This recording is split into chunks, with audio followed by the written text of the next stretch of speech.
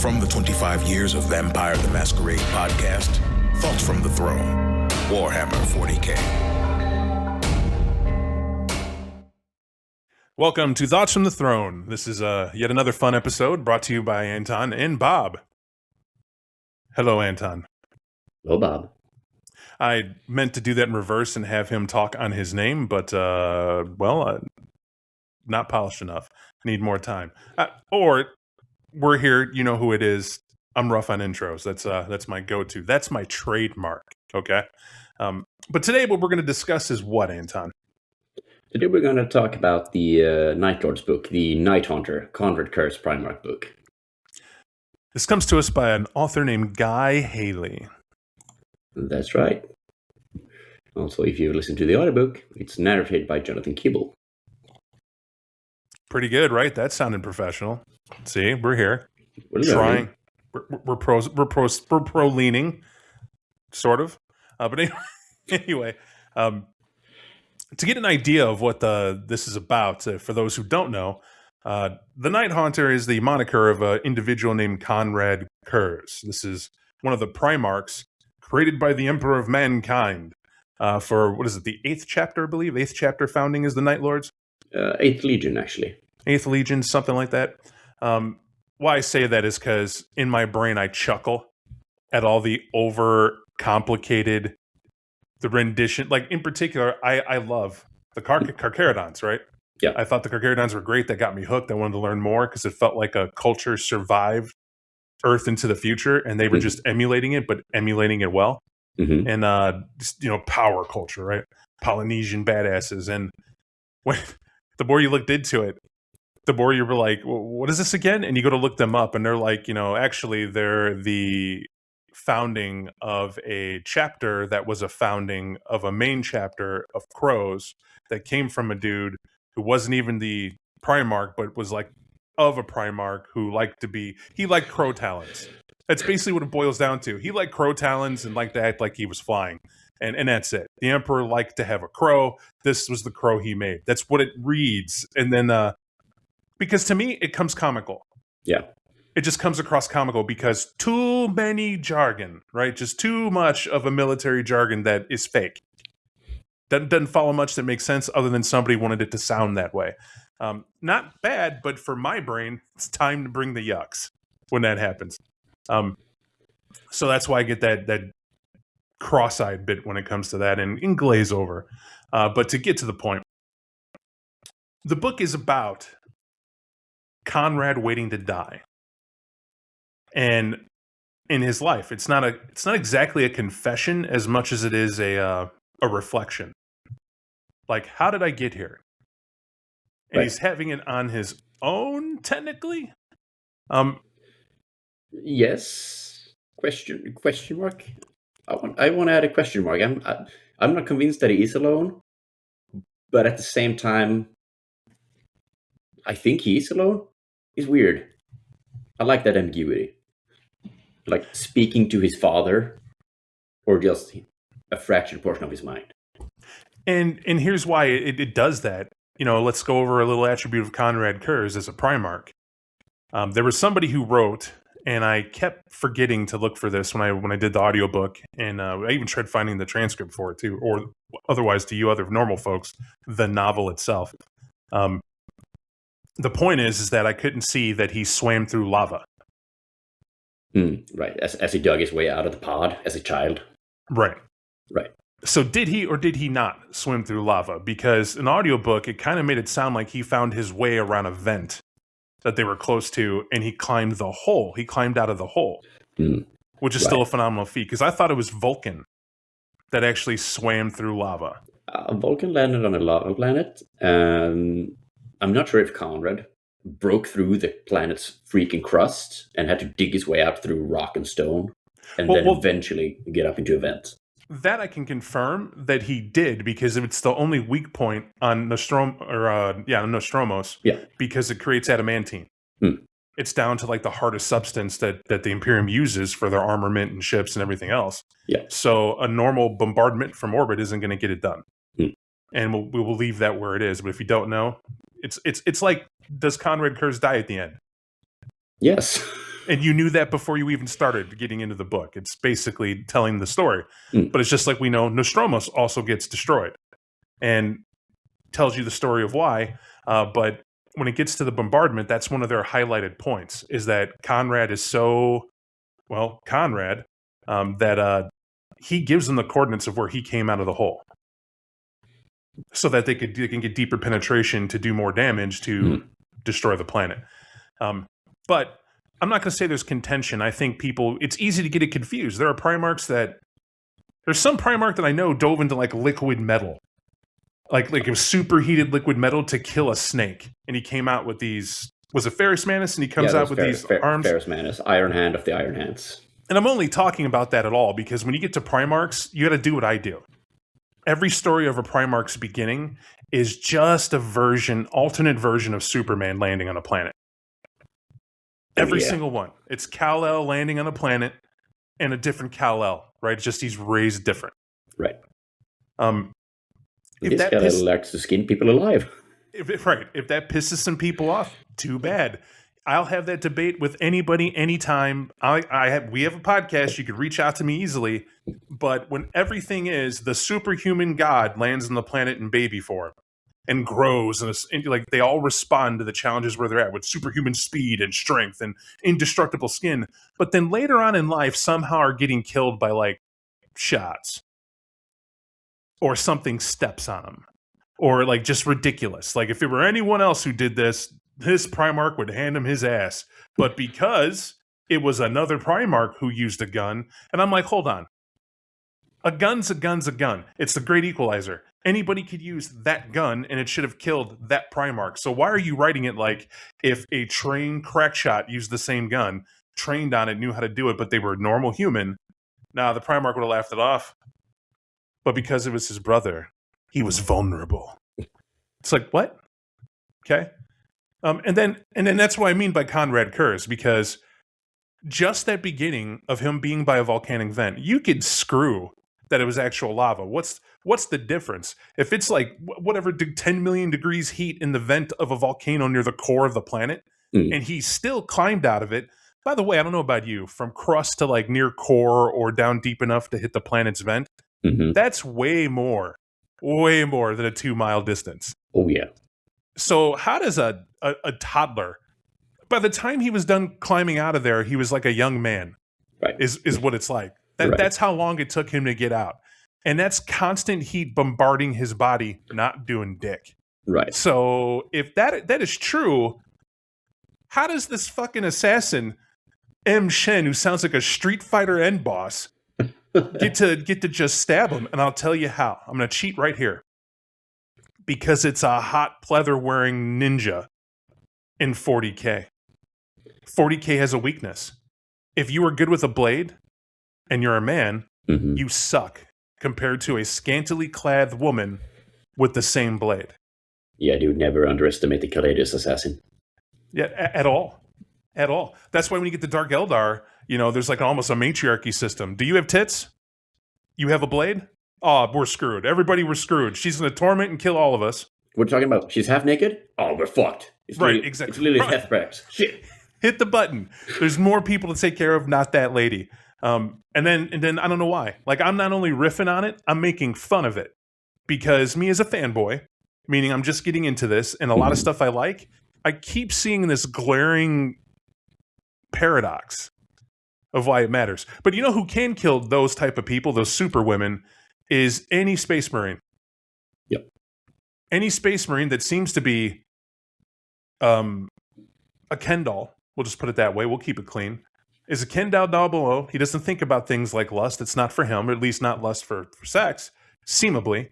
And all he cares about is war. War and winning, and a love for daddy. Yeah, severe daddy issues. Yeah, your Primarch's around? Yes, daddy, I'll go kill that planet for you. Of normal people, because you mad? I'll take care of it, daddy. Sure, Papa. Anything for you, Father.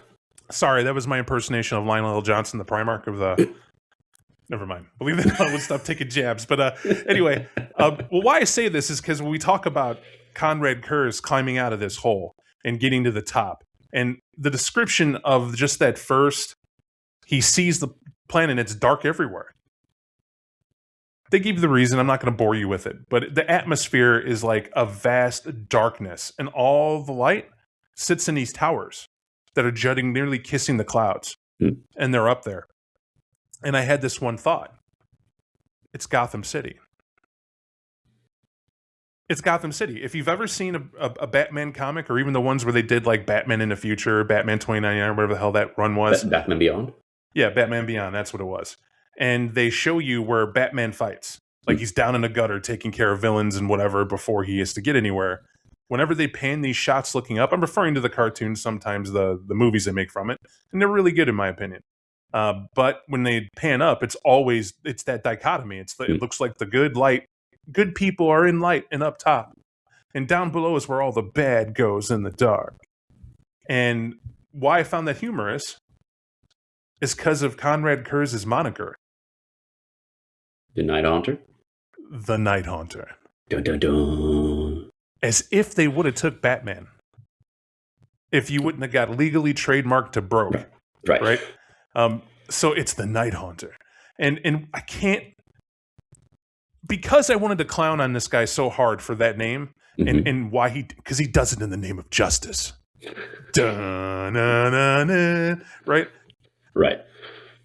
I had to hear about him because Anton, you're one of the people who, before we got into this book, you would be like, yeah, he's the Night Haunter. He hunts people and he punishes them. Yep.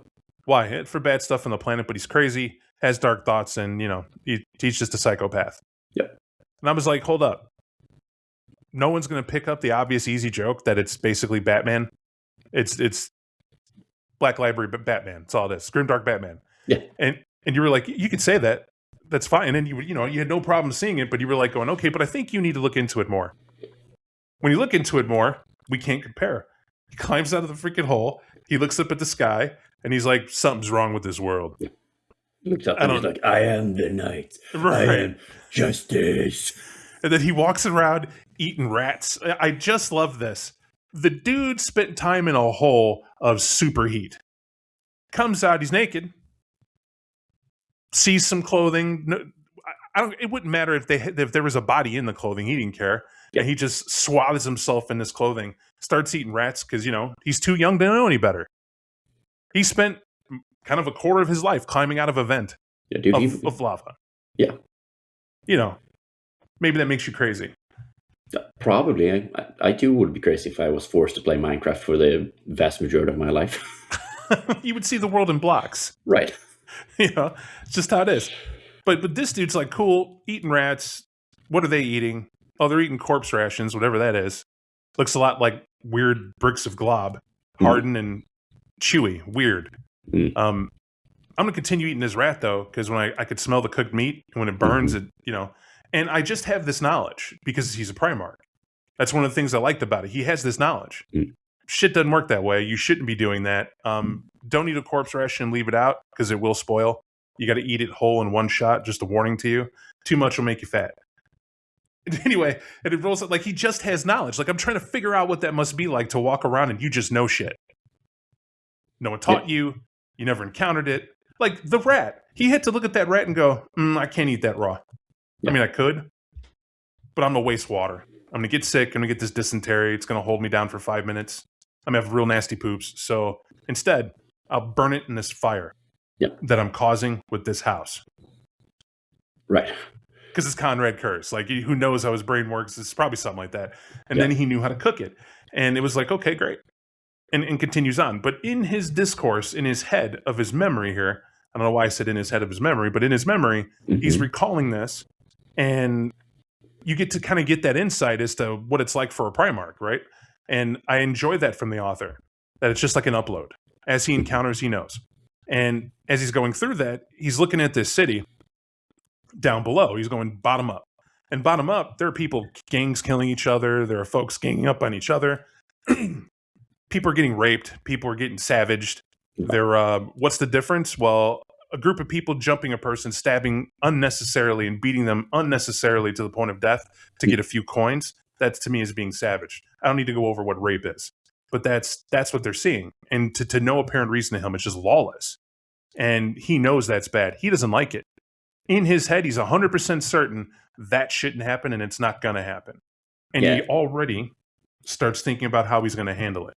It also doesn't really I perceive it as he feels that it's somehow his responsibility to do something about it. This is his purpose, to stop this from happening. And then advance the thought, right? When he has this, you also know he already knows things. So there's a law and a code probably coming from the Imperium. The Emperor, did the work in the Primarchs, needs them to come to the same plan. So you get that. That's implied, certain it's there. And it's not that that anyone on planet can't have crime. It's that those who do crime need to have the justice team to come and deal with them. They need to have the system already set up to come after those bad people and handle those bad people. So I feel what the author highlights is that when you think in terms of a Primarch, you're already looking in terms of leadership. It is not that this crime is happening. That is a byproduct of any society getting together. There will always be an element that feels that they're cheated, shortchanged, don't get enough, whatever it is, that will seek to break and bend the rules, that need to run into the justice or whatever system of justice they have ascribed there, that comes along and captures those individuals, because that's what gives society its protection from itself. And then everybody feels better that there are good guys out there, and we know there are bad guys, but we're safe from them because we rely on our system.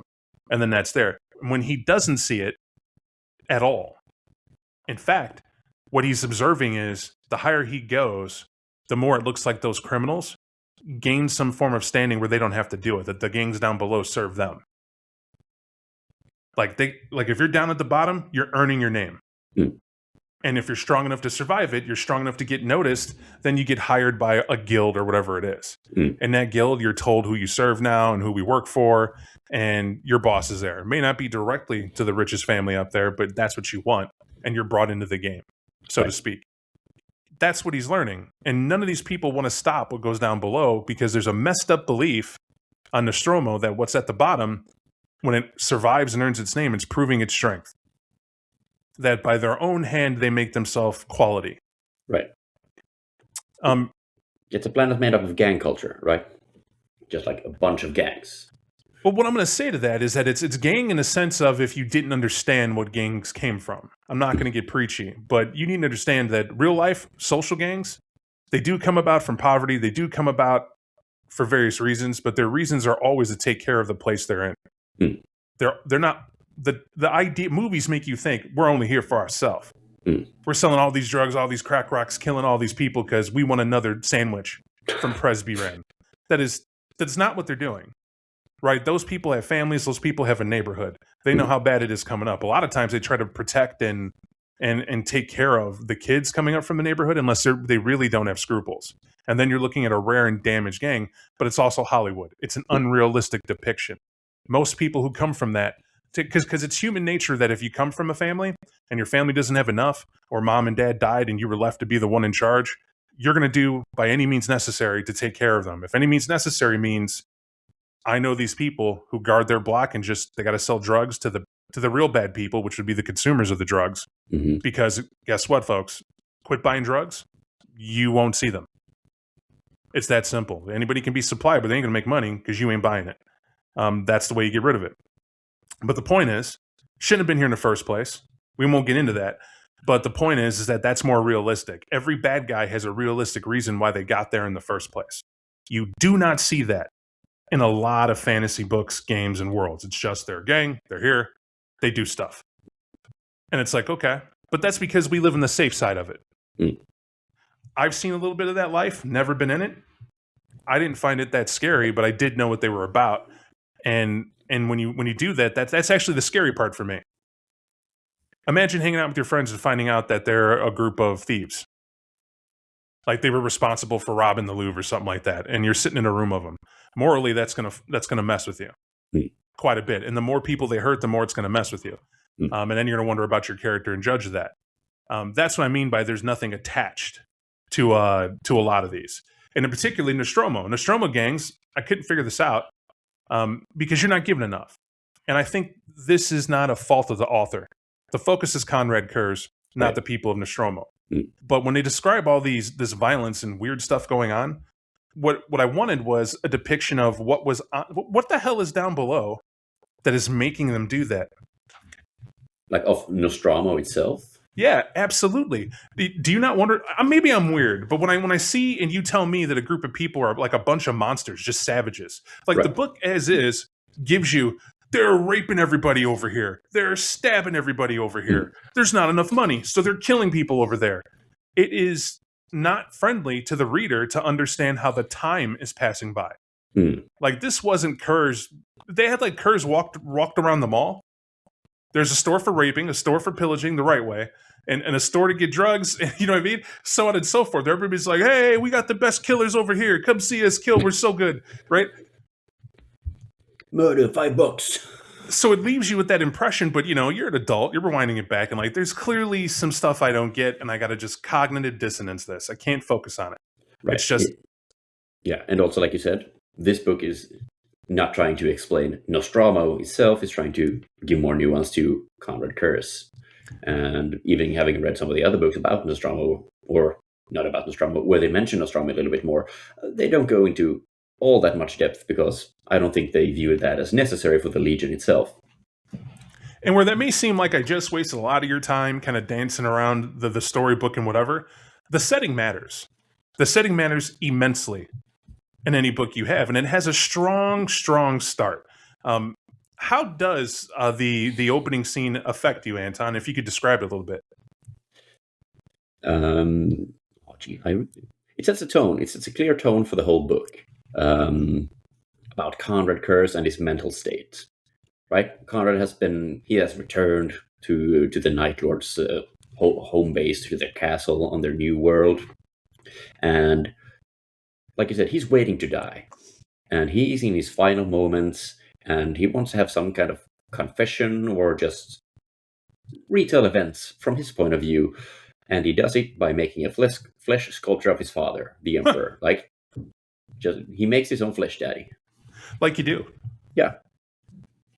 And I think this initial opening sets a really good tone for the whole thing, describing Curze, how he's become all twisted, degenerated, and it really shows how low he has sunk, like, into his own madness. So, right there, since we have the privilege of knowing the whole book, do you feel that because of how he lived his life in this reflecting, and we're reading about his reflections, you know, the way he lived, mm-hmm. Do you think Curze was suicidal, or was he staging the ultimate "I told you so"? I don't think Curze was suicidal per se, and I also don't think it was trying. I think it was trying to say a massive "I told you so," even if I think he was wrong. Like, I might be jumping the gun a bit, but Curze's whole idea relies on everything. Like, he's a fatalist, right? He has a very fatalistic point of view. He can't change. He became the monster because the universe had wrong. He became this monster because that is what the universe decreed of him. He had to be this way. He couldn't change this. He has seen his own death. He knows how things will end and everything leading up to that point. It is impossible for him to change that, because doing so he will have to accept that he himself choose all these horrible acts. Am I making sense? You are making sense. You are making sense. In fact, let me try to summarize and make sure I do get you. What you're saying is that you don't agree with either point. You don't think it was an "I told you so." You don't think it was necessarily suicidal. What it was that he knew this fate was coming, and as a fatalist, just left it at that. And so he was kind of, I won't say he, in the book, because obviously he doesn't know there's a book being written about him. But right. Curious, well, there are parts he does write about himself. Sorry, I would have stated that. Sometimes he does. He's an artist. You know, you never know. But the point is, in that moment, on this context, I feel that your point of view is where he's just basically saying, I'm justified by the actions and the way the universe is. Like, everybody sees this universe as everyone tries to find the positive to justify their actions. He's not justifying at all his actions. What he's saying is, if I were meant to be anything but the Night Haunter, right? I didn't become the Night Haunter because the world already had someone filling that role and doing that thing. I became the Night Haunter because the people of the planet I landed on would not have listened to any other structure. They would have found the way to work around the systems of rehabilitation and crime avoidance that they would have needed. And I saw them. I knew them. I was in the dark. They couldn't see me. The way they behave, the way they act, it demanded the fear mandate that I brought to them. And it was the only way they would back down. I mean, it's a fatalist thought. I'm just saying that was his. Yeah, it's a fatalist thought. Almost. It's not entirely. Not entirely what I was trying to get at. What I'm trying to get at is that I believe that Konrad Curze chose to be the Night Haunter, and he's somehow using his future vision of everything as a justification for doing things that he actually enjoyed. I believe that Konrad Curze is a monster that takes joy and pleasure in everything he does. I think he likes being the Night Haunter. Well, before we get on that, right? I know I mentioned it, but I thought that's where you were kind of leaning, like what he becomes from his thoughts. It was, is he suicidal? Or is this an I told you so? Like why he's sitting in this sort of prison awaiting his death. Okay, I think neither. Okay. But if you think neither, why? I don't think he wanted to die. But I think he had to die. I think he had to die to justify for himself everything bad that he did. Or does that make him suicidal? No, and I'm going to tell you why. Because I believe it's an I told you so. Mm-hmm. It's explicitly an I told you so to the Emperor of why he chooses to go out this way. He himself outlines how Magnus was supreme, right? It's another Primarch. You folks know. I don't need to explain, like, people are like me trying to figure out what the hell Magnus is. Another Primarch, one of his brothers, has super psychic powers. Several of them have psychic powers of a degree. They're latent. He was a latent. Others had different ways that it showcased itself. But he specifically had these. Why you have a fatalist vision of the future is when you get to see all possible futures for people. That's why you have it. And for him in particular, he kept seeing there's no way the people that he was encountering anyway, specifically on Nostromo, this doesn't end well for this guy. But he also gets to see their victims leading up to it. It was a weird vision. It was like he could see what they're going to do, who they're going to hurt, how they turn out, if he does one thing, and then if he does this specific other thing, he could also see they could turn out to be good. Yet, he was gauging it based on one action he had with one boy on a rooftop who almost fell off, and he saved him. And in that moment, he had multiple visions of who that kid could have been, how his life could have turned out. And for one time, he let his guard down to see how it went. And the kid stabbed him. Except that, too, was a vision. And then he made a decision. Like, he felt that not only could he couldn't change the outcome, because he tried there, by not doing anything to him, he spared him and whatever. And then because the kid stabbed him, he runs off to make a name for himself, to give an example. But he causes all this damage in doing it. At the same time, he had a vision of if he saves this kid and the kid doesn't hurt him, this kid turns out to be a good person. The kid essentially becomes like one of his pupils, right? Something like that. But he saw him. He doesn't say how or if he becomes a pupil, but it was like they develop a bond of a type that it's there. And he didn't understand that because what he's seeing is reality. This kid's falling. This kid was a bad kid. There was a reason he pursued this bad kid. But because he was falling off the rooftop, he had the choice to grab him or not to. Well, he wanted to grab him because he was going to night haunt him. Right? He's don't die. I'm going to torture you. Then you can die when I say so. Night haunt you. But but when you have that mindset already and you're walking around with that, you're not going to hear rainbow and lollipops. That's not your thing. But that is counter to what a lot of people say, that all his visions were dark. That's errant. That is not correct. The way that needs to be looked at is that he did get visions of the future, but I like the way you said it. He's too much of a fatalist to trust that any good outcome can occur. Right. It's just not going to happen. That's not been his experience. But he's dealing with criminals. Right. And but I also think part of it would have to be like like we've talked about, Curse is a psychopath and a narcissist. Like the thought of him being stabbed and this kid getting away and gaining power and influence from it, I think that hurts Curse's pride. And that I think that is one of the driving factors to why he couldn't let the kid go. Because like you said, like usually Curse goes like, oh no, there's only one future. The future is set. There's only one way. But here he sees two potential futures, two ways. One good, one bad. He can't take the risk, no matter how small, that his ego, that his stature, like his reputation of being the Night Hunter, that can't be undermined, no matter what. And there's a good reason for that. And which you say ego, I see that it shatters what he's doing. Think about it. You become this. Well, first I want to rewind back because you said why I told you, so I gave you one snippet to showcase that his visions weren't all dark. That's one. We'll put a lid on it.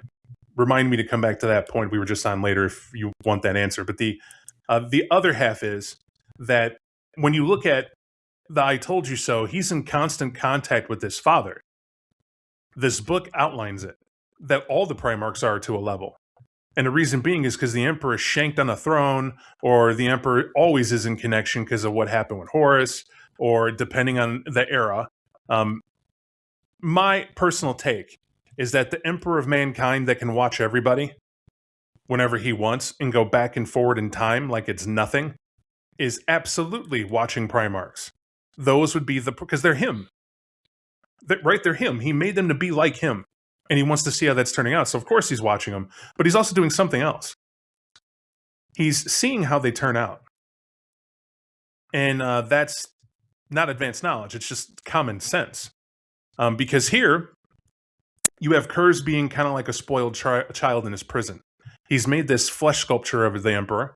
And he's sitting here having these debates and these talks. And he's constantly, and that's who he's talking to. He's not talking to the audience. He's raving at the Emperor. Mm-hmm. And he feels that the Emperor might not be there, but he's certain he's there. And then there are times when the Emperor responds. And in my opinion, in very Emperor-like ways.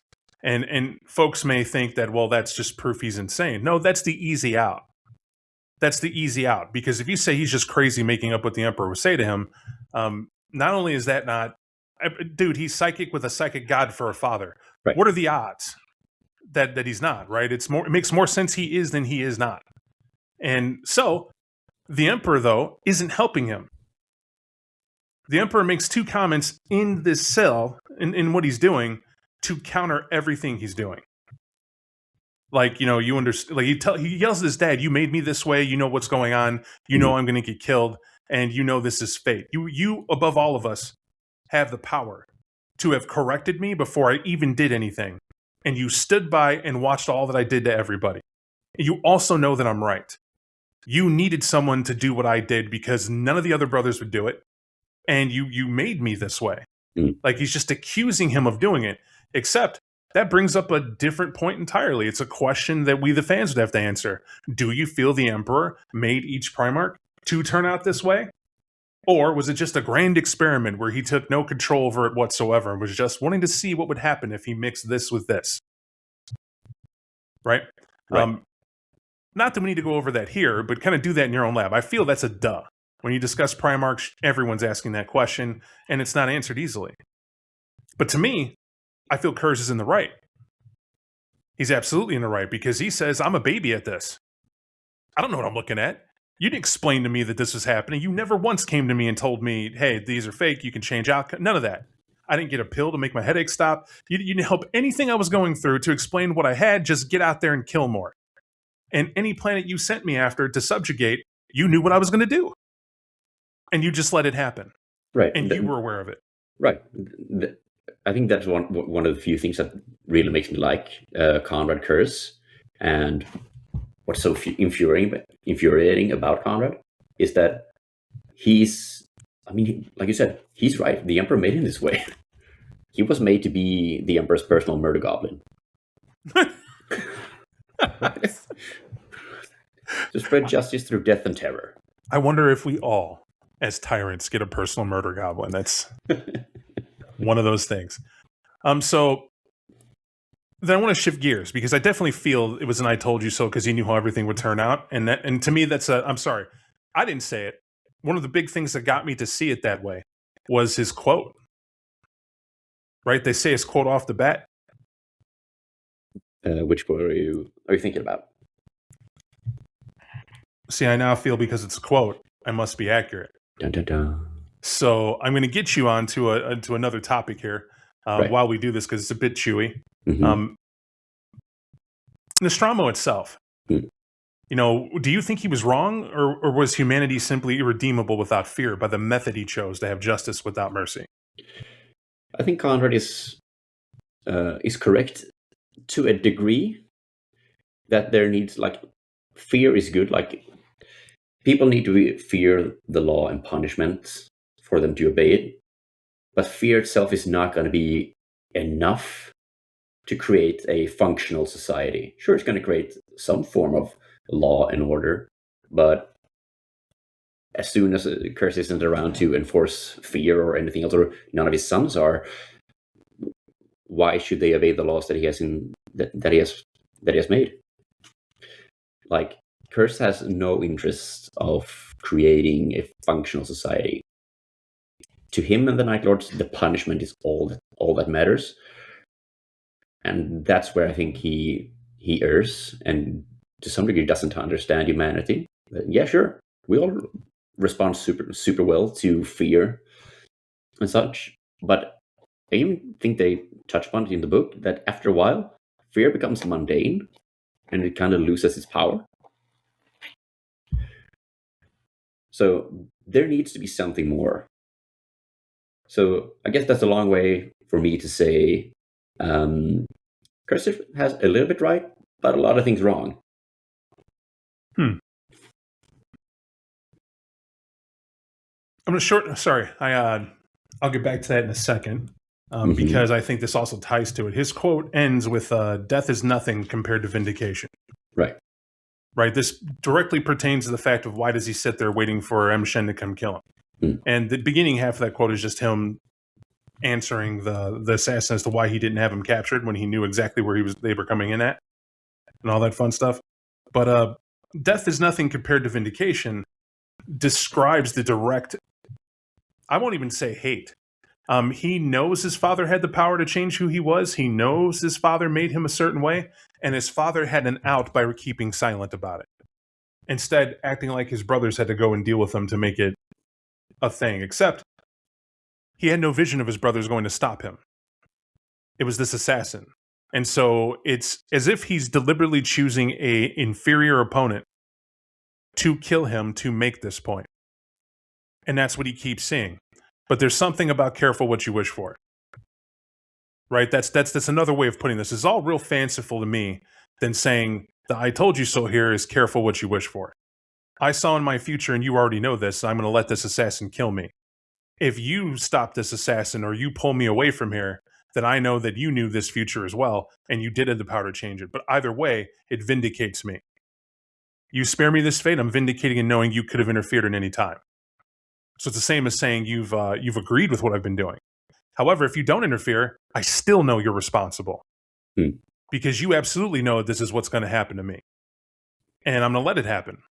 Because the greater feeling is vindication versus the fear of death. Right. And that ties to me with what Nostromo, his theory on justice without mercy. Can I just jump into that point? Yeah. When you say that, are you talking about the Emperor interfering and calling off the assassin? No, interfering and stopping it. Like the Emperor part. Yes. Doing it. Yeah. Yep. Right. So, but what about the part about Curze being able to, like you said, choosing an inferior opponent? What about Curze interfering and stopping his inferior opponent? He even addresses that. Yeah. When he's talking about that, it's the fact. I mean, he tells the assassin, "I could just kill you. I simply could, but that doesn't prove my point to the person I want to get the point." Right. But it will also contradict the point is trying to get across. That you made me this way, I couldn't change. Because the future is set in stone. I have seen this death. This is the way.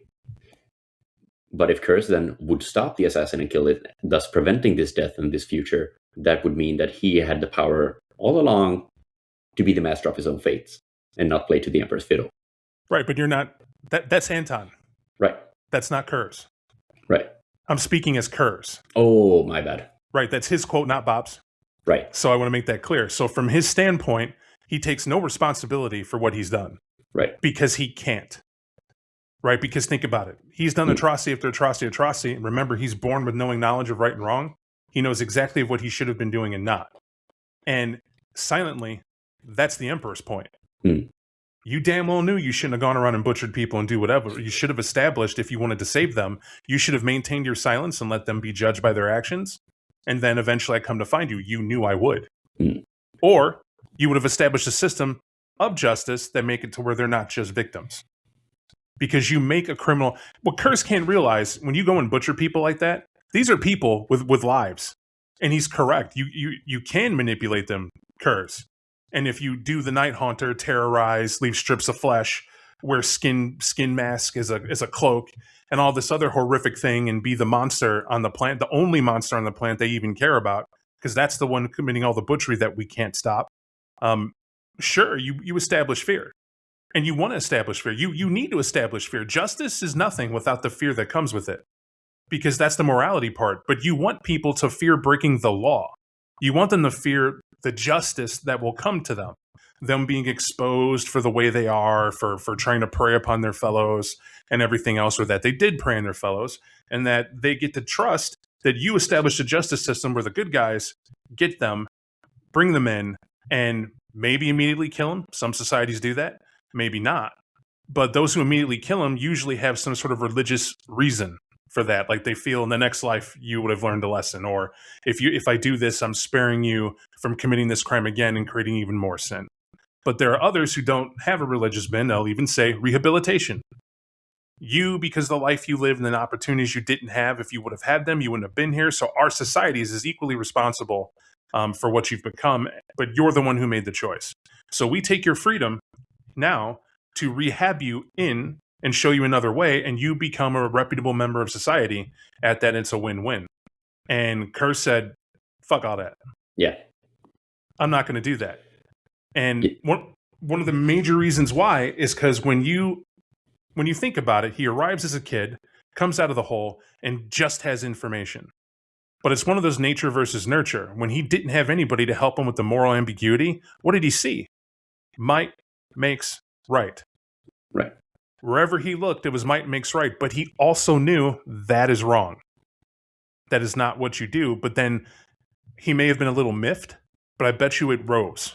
It rose to a great anger as he didn't find a reason why they were doing this. There was no reason. It was like he was in my head, I like to think that Curze, the higher up he went, where there was more light and the neon advertisements and all the other stuff he saw, people with better lives living better, that he began to see people who were, kind of all abuzz with trying to figure out, how do we stop this crime? How do we help our populace? How do we? Because they had this abundance of money coming in. And so he couldn't see it. But when he learned it's just because the rich get richer. Right. And they were grinding the poor out into a system where we only want the best up here. And that was it. He still had this strong pulse, this implanted process of how to properly be what the Imperium wants. So there's a strong punishment guide into him. And I think that's why he said, it's just my thought, I think that's why that quote's there. I want to prove that I'm right, that I'm vindicated. Because you gave me this bullshit code that was in my head. You didn't lead me to the planet to my own devices to see how I would handle that, because I didn't know enough to know what my own devices were. And had you left me on Nostromo, I still would have been the Night Haunter if I had my own devices. Because I had this power, and I thought of this way to bring them under heel. And I would have been the tyrant they're asking for. I became the tyrant they were asking for anyway, through fear, because if you jaywalk, I'm a Night Haunter. Right. And that was if you try to kill yourself, I'm a Night Haunter. Right, and then he added that twist of the dagger where he said, I just tried to do what you did with the Imperium. Will the Emperor or get eradicated? You pick it. And that's been the Emperor, but the Emperor, again, gave him silence, and this is what I think was driving him insane. Because if you knew, let me put this into another way, because here's what the book, to me, really hammered home about Primarchs. It's like they're angels. I'll keep it in Christian terms because everybody can get this. It's like they're angels and constantly wired into the Word of God. Now, angels don't normally talk. They just obey. And they're willing to do it. But this here Nostromo is like Lucifer. Right? So not Nostromo, sorry. Curze is like Lucifer. He's sitting here going, I got this knowledge. You see what I'm dealing with. You saw what you gave me, but then you give me no word how you want it handled. Why would you make me, place me, give me orders, and then not give me orders? So I'm going to ask you, right? You're going to check with your boss here. And you're going to be like, hey, just checking. I filleted this dude because this dude's a cannibal serial killer. He just whacked 3-4 people tonight for no reason, and one he's going to eat. He doesn't need to do that. He runs a shop upstairs. I'm going to go on a limb here. Stop me if you don't want me to do this. By the way, I know you can hear me, right? You had one cryptic showing that you're coming here. I get it. But before you come for the eval, is this what you meant me to do? No response. So, what do we all do? It's better to beg forgiveness than to ask permission. You're not going to sit on your hands. You got this Primarch need to drive forward and get something done. And so I think that's the insanity. Because he was given a paradox.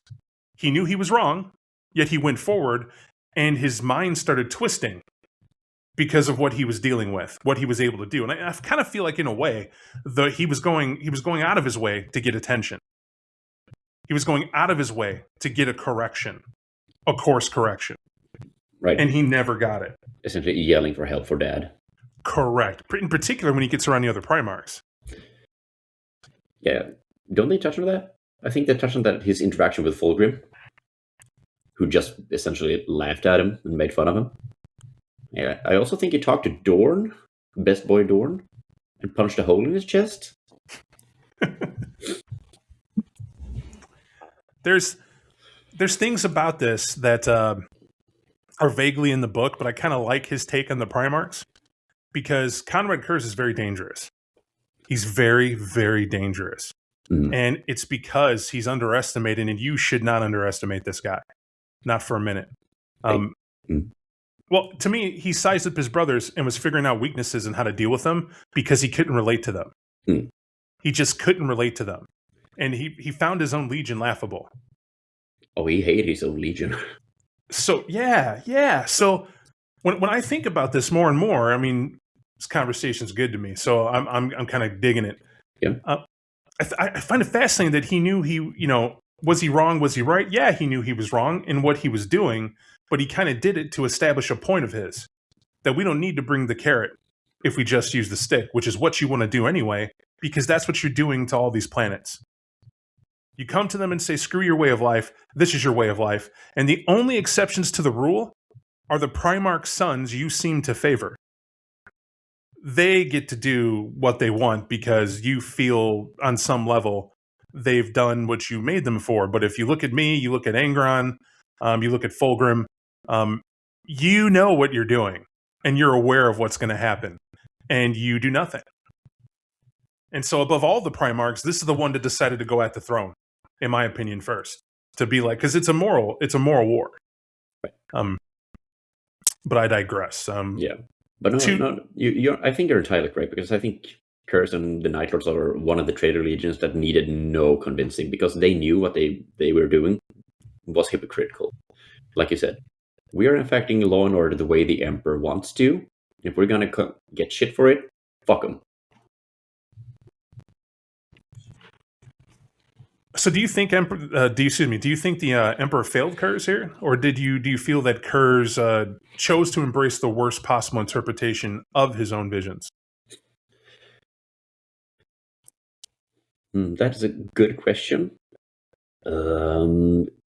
Instinctively, I'm going to say that I think Curze chose to embrace the worst part of the visions, and justifying it with some sprinkles of truth. Because, like you said, the Emperor made him to be his Justicar, like to bring law and order, to be terror Batman.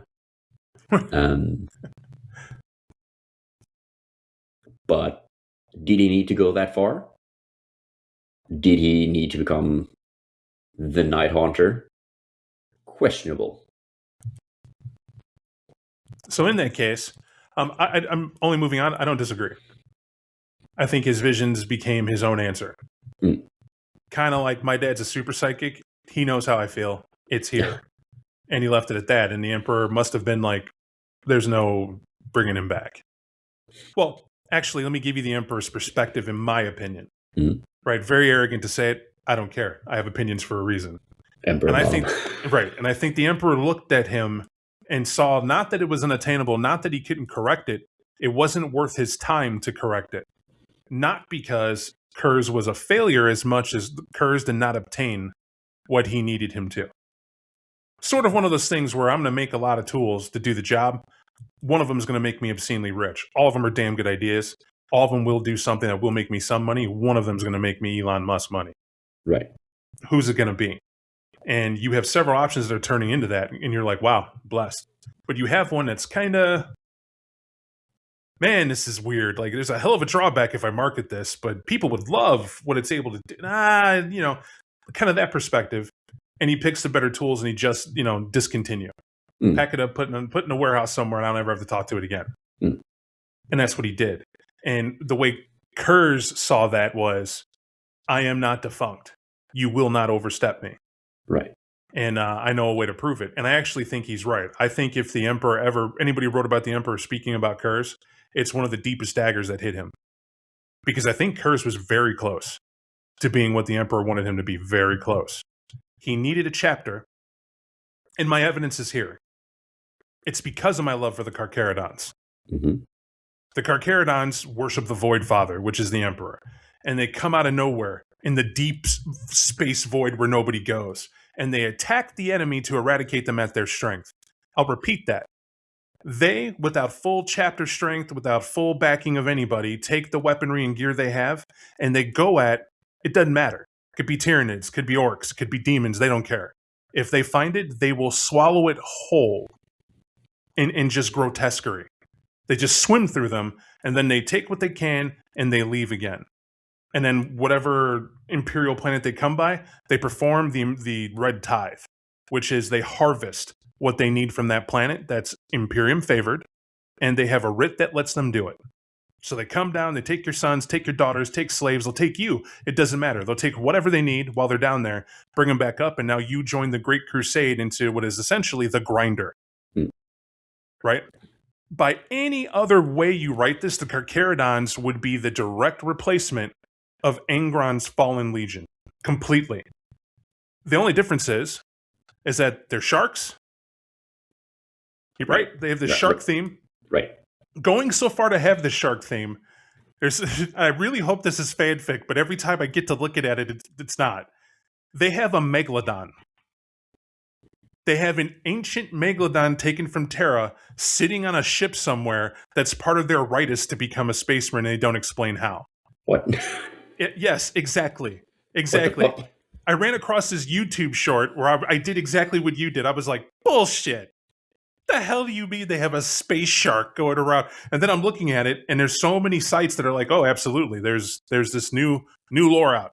Carcharodon rituals, megalodon, and it's crazy. But I sat there and said, I'm not offended by it because that's kind of cool. Right. It's a cool thought, right? That they all have to swim through the waters with this megalodon, and if they're accepted and the megalodon doesn't kill them, they've passed. Welcome aboard. However, you fail, you're the meal. Right. Does it scare you? Scares the shit out of me, but I was like, that's so Carcharodon. That's pretty cool, right? I wouldn't fear anything. Oh, you're a Tyranid? Boo-hoo. My rite of passage. Yes, the Great Devourer? Bullshit. I've swum with the Great Devourer. Right. I don't fear you. You're too small. But the point is, when you compare them, just strip away that they're the good guys by plot armor and compare them to the Night Lords who they love. By the way, I like the Night Lords first. I heard of them first and thought they were cool. When I read about the Carcharodons, it's because the Carcharodons whooped my favorite guys in the lore. They found them and brought terror to the Night Lords.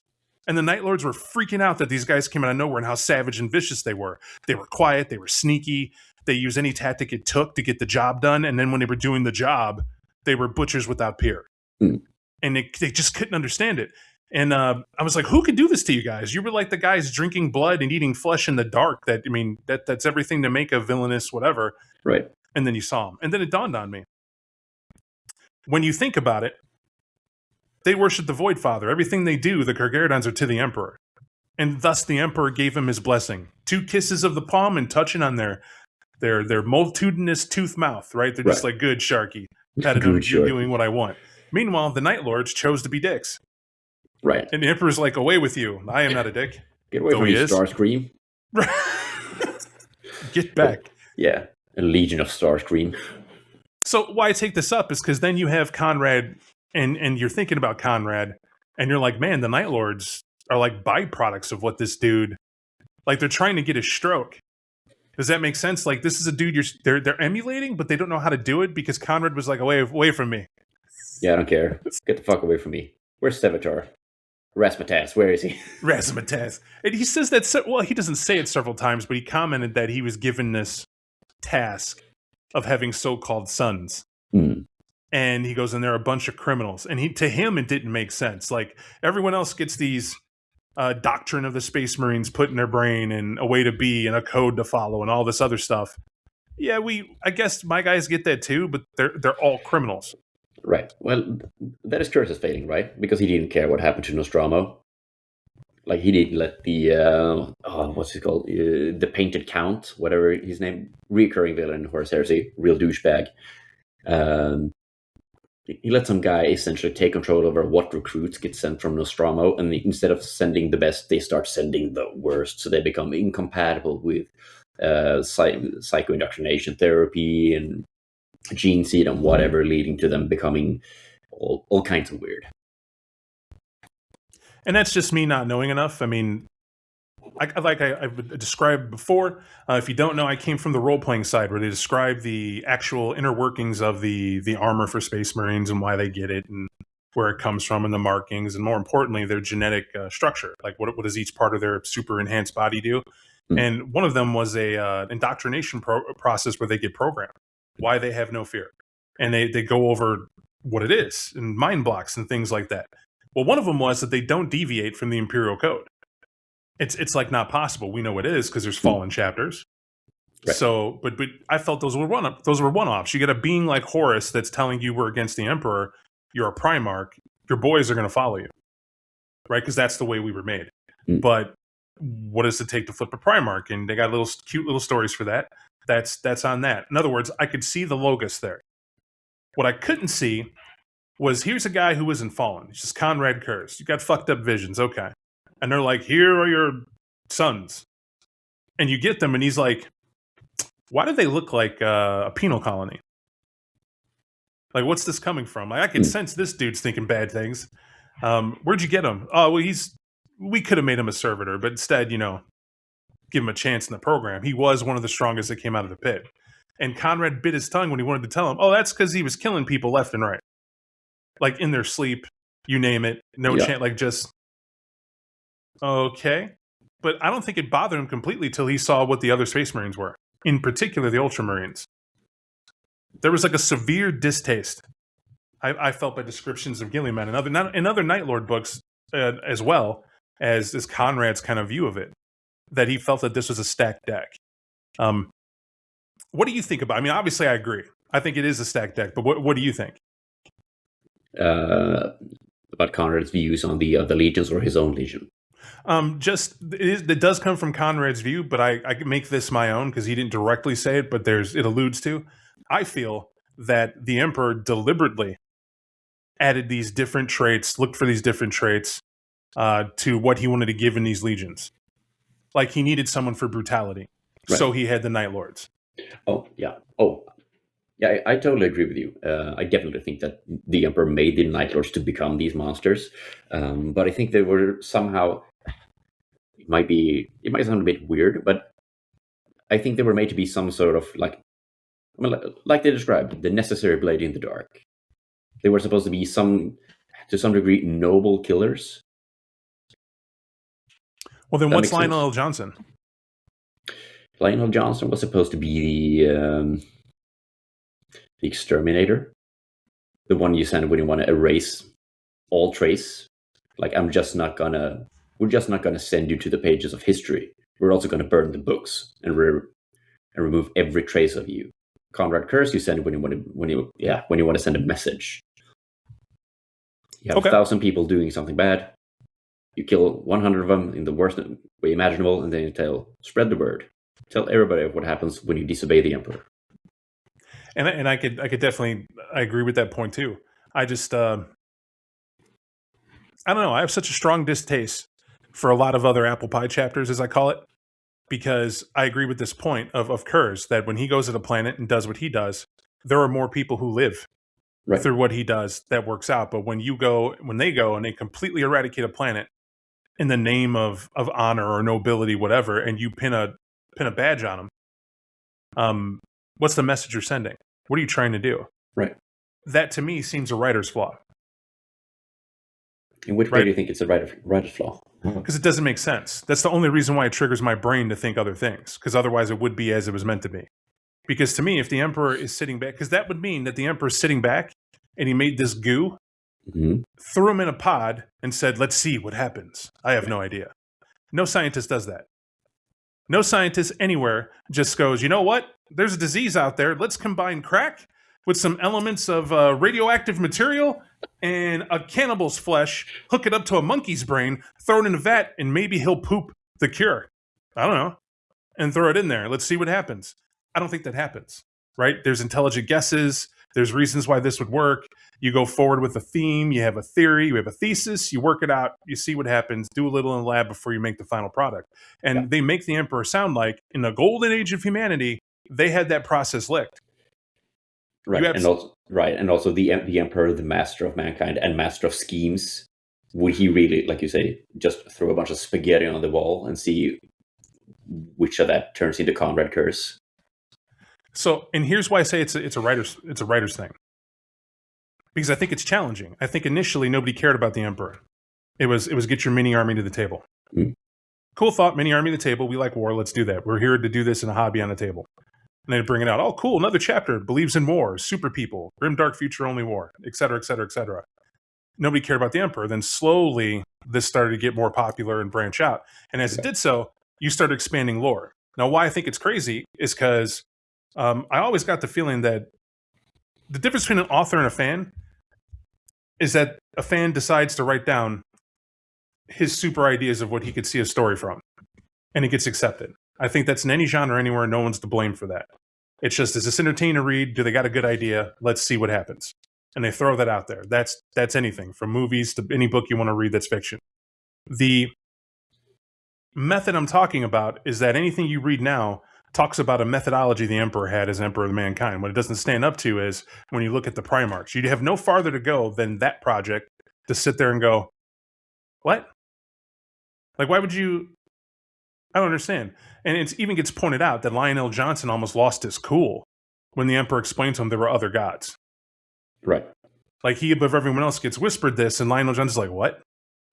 You said, and then, okay, but there is. But then Lionel Johnson switched to, well, what do we do if these gods come back, right? That was like the quote.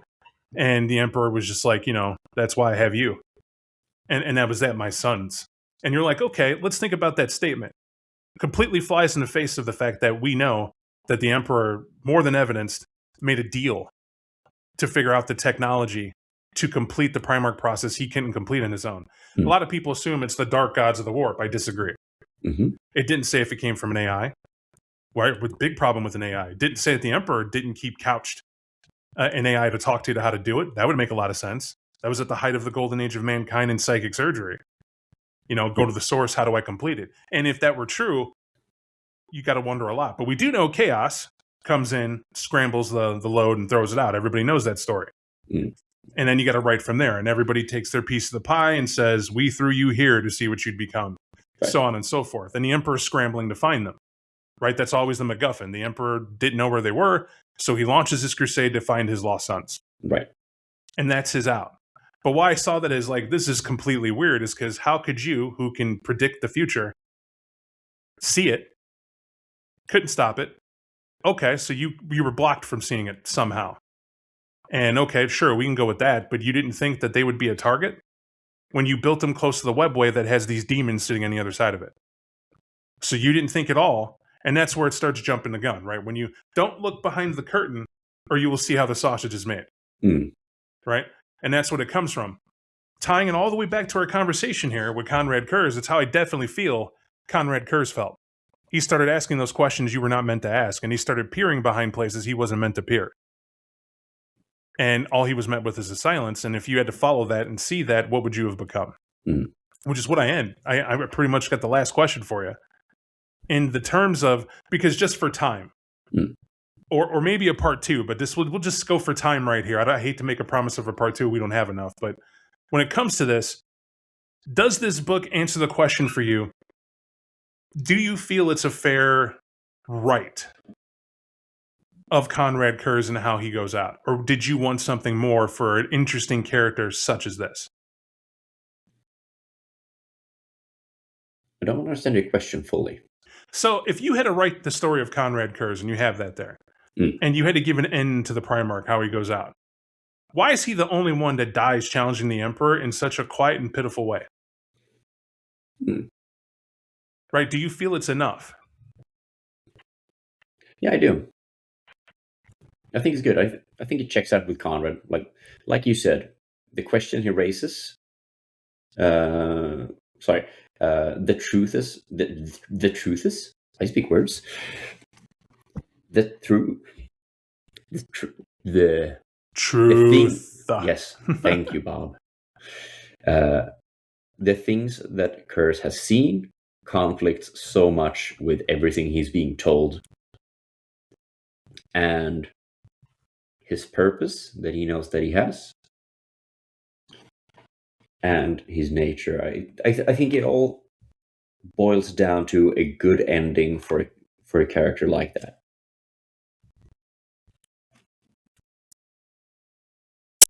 I could see the point. I'm not even going to say I disagree. What I'm going to say is I dislike. I flat out dislike it. Which part of it do you dislike? Oh, I feel his ending's unimaginative.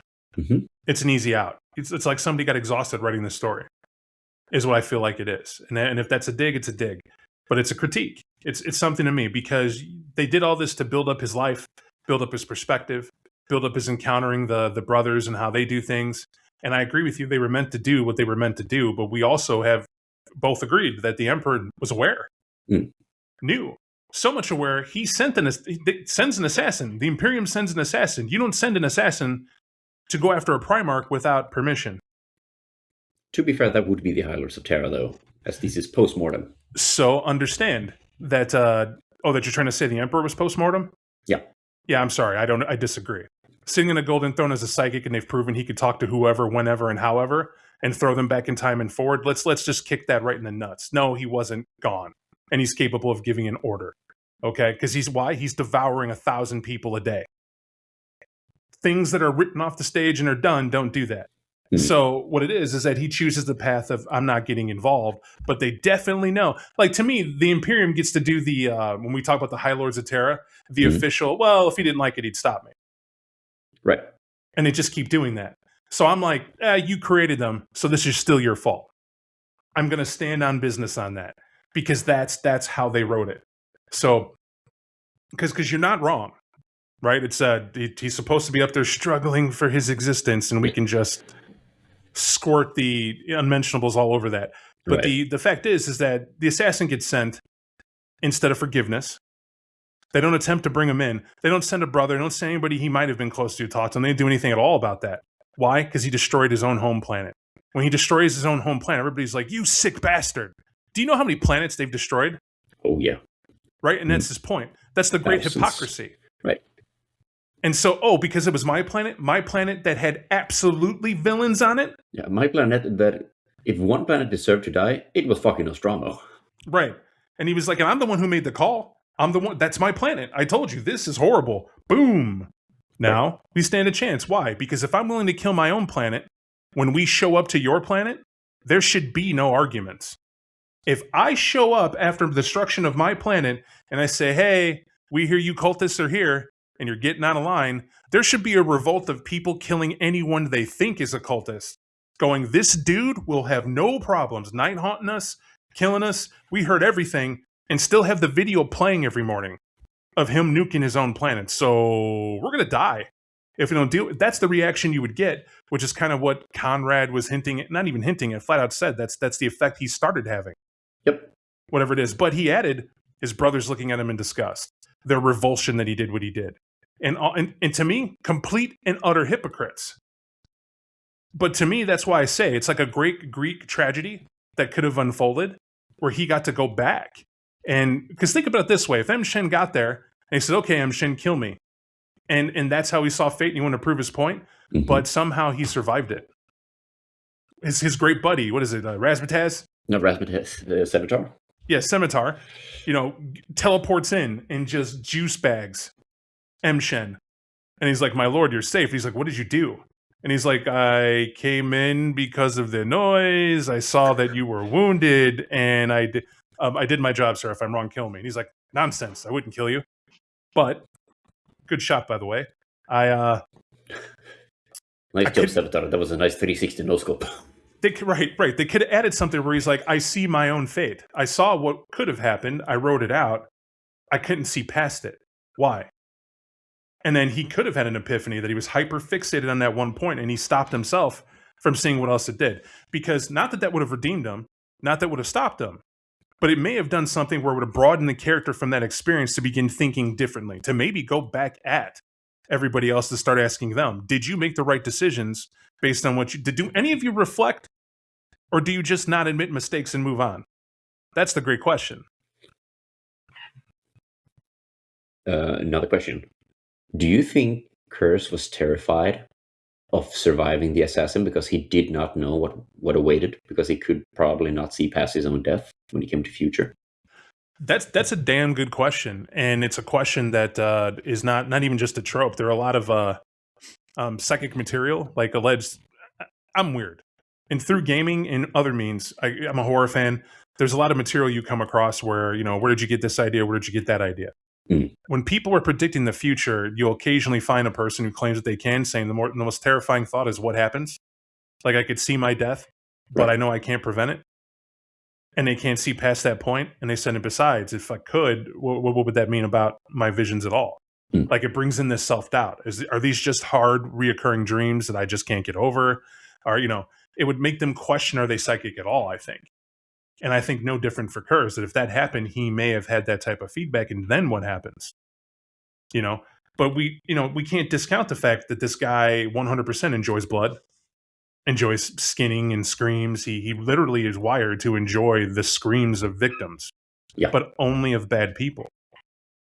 Right? They mentioned two sides of Curze. And on one end, if you're a good person, I won't say that he can't see you. Like, but imagine this, you're a good person, you're not on the menu.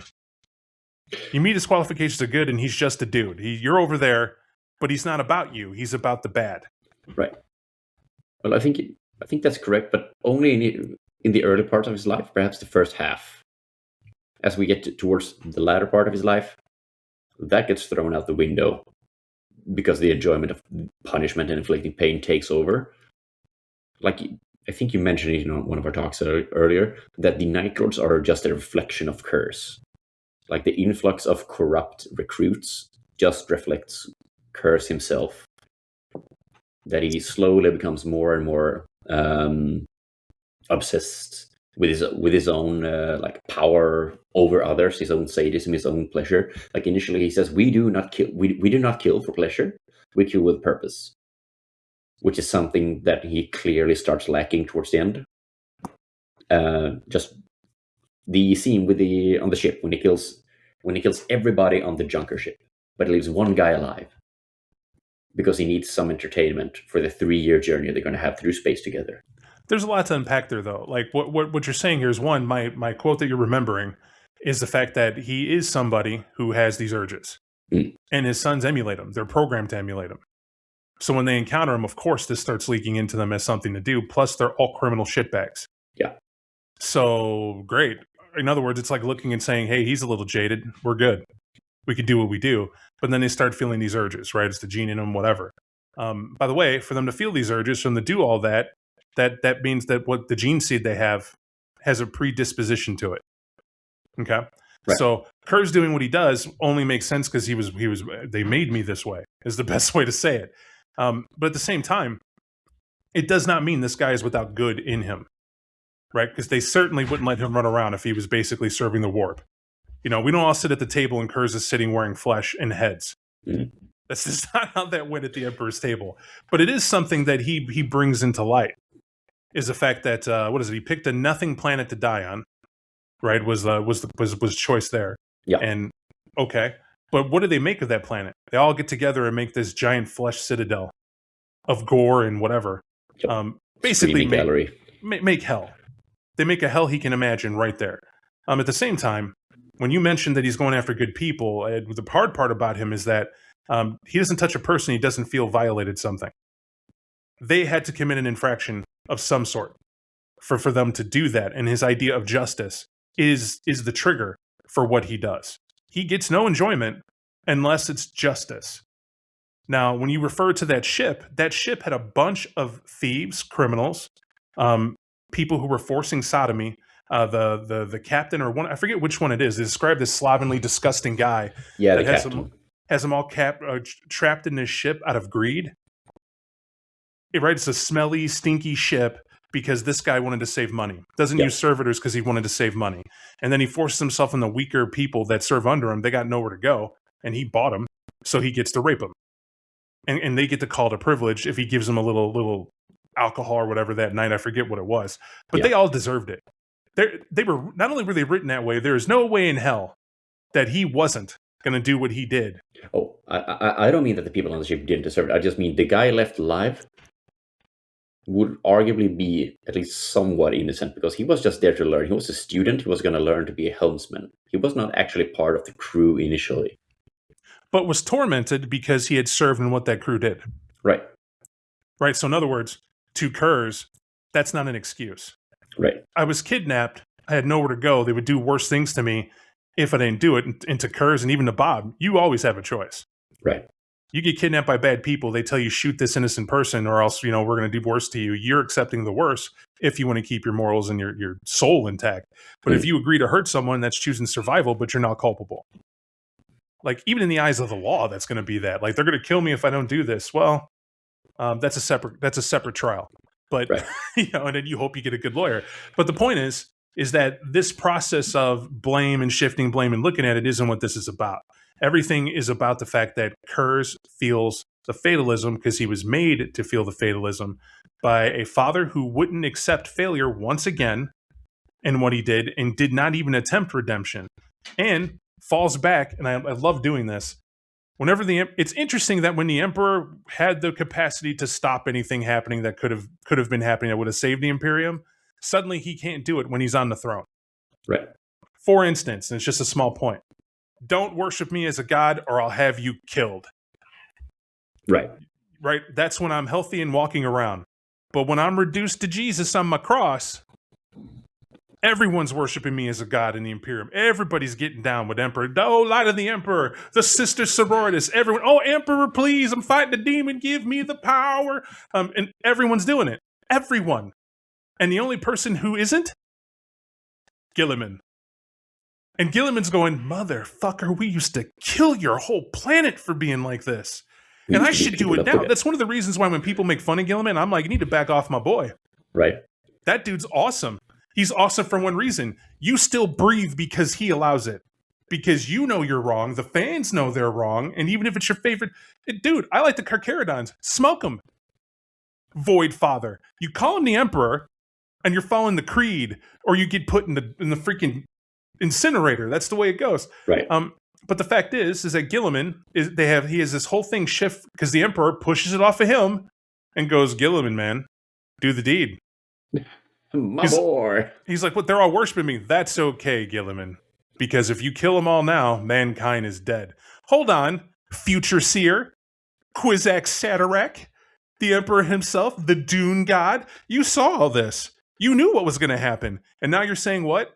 F you guys, figure it out in the future. It's only war. Okay, dude. Gee, thanks, Dad, for fucking everything up and leaving me to clean up your mess. The way I see it, the Emperor is enjoying his psychic juice box. That's what he's doing. He's playing his 360, his Super Imperium 360 in the Golden Throne, powered by psychic energy, telling everyone, yeah, I'm enjoying this drug called Lives of Psychers, and tripping through the timelines while you're trying to figure out this stuff. It's okay. You can call on me for help, and when I'm sober, I'll pitch in and help out here and there. Right. Freaky dude. But I think that's what Curze figured out. My comical nonsense aside, I think that's what Curze figured out. This guy isn't innate. He's not useless. He's just not going to correct what he put out there. Kind of, in a way, he cut his own strings. Yeah, I see what you mean. And I think I agree. So for me, I like the novel. I wanted more. I just wish there was a different ending for Curze. Not because the ending, remember, I agree with the ending. Not because I think it sucked to prove his point. I just wish he somehow lived and there was an after. Right. I get what you mean. I wanted to see him kill Raven Boy.